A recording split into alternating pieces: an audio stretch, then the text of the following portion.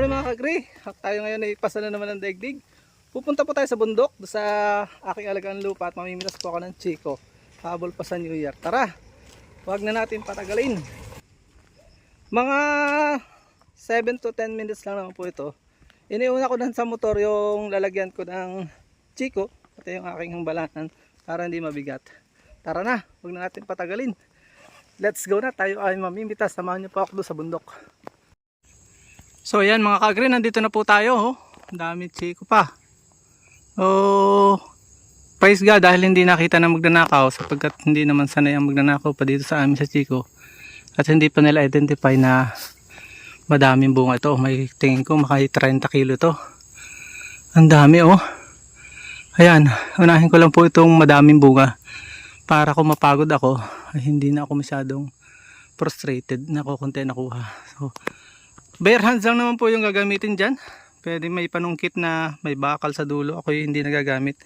Gagamit din ako ng pangkamay para hindi ako masyadong, ayan o, balanan po ang gamit ko. Ito yung aking mahiwagang busluan. Ito ang aking tripod. Tayo magsushoot ng konti. Konti lang papakita ko sa inyo para may makita lang kayo sa actual na pamimitas. Yan o.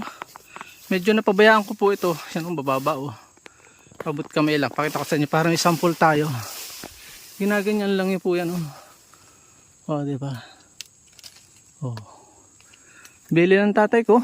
Kahit bubot na. Kasi yun yung pakinabang sa pamahiin ng mga pinamana ng mga Chinese.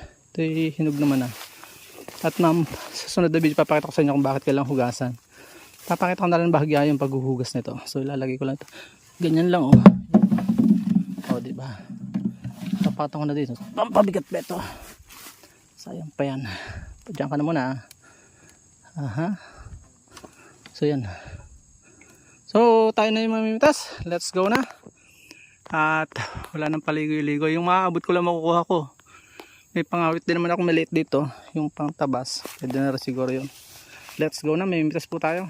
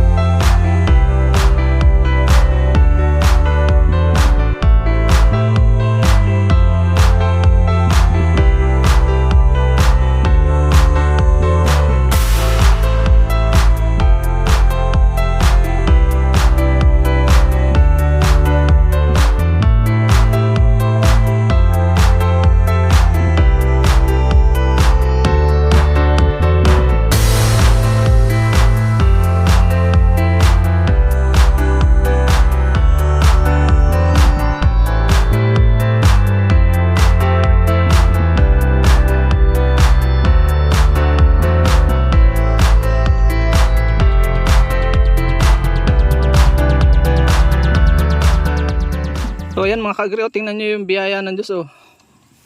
Unang ano pa lang, medyo dumilim yata. Ano. So ayan mga kagri, unang saltikan pa lang ang biyaya ng Diyos oh. Hindi ko akalain ganyan oh. Ang dami. Parang may 5 kilo na agad.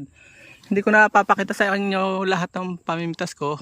Update ko na lang kay mamaya kung sa estimate. Sa estimate ko ito may 40 kilo. Isang bigat po nito. Kaya mahihirapan ako ng paghahakot dito. Sayang hindi ko nasama tatay ko. Anyway, tsatsagain ko siya dahil ngayon lang ito bumunga ng ganito. Nakalibre sa magnanakaw. Hindi kabubuwis ko lang. Makuha man lang pambuwis. Grabe oh. Hindi ko akalaing na na-surprise ako sa biyaya ng Panginoon. Huhugasan ko pati mamaya pagdating sa bayan. Update ko na lang po kayo mamaya kung nakailang estimate kilo ako. Maraming salamat. Sa mamaya po ulit tayo. At dyan po nagtatapos ang munti natin vlog. Kung kayo pinapagpala at mahilig kayo sa ganitong klase mga upload, please consider subscribing and hitting the bell icon so that you'll get notification sa mga upcoming namin videos. Ano po? Magkita-kits po tayo sa susunod natin mga vlog. Paalam and God bless. Bye bye po muna.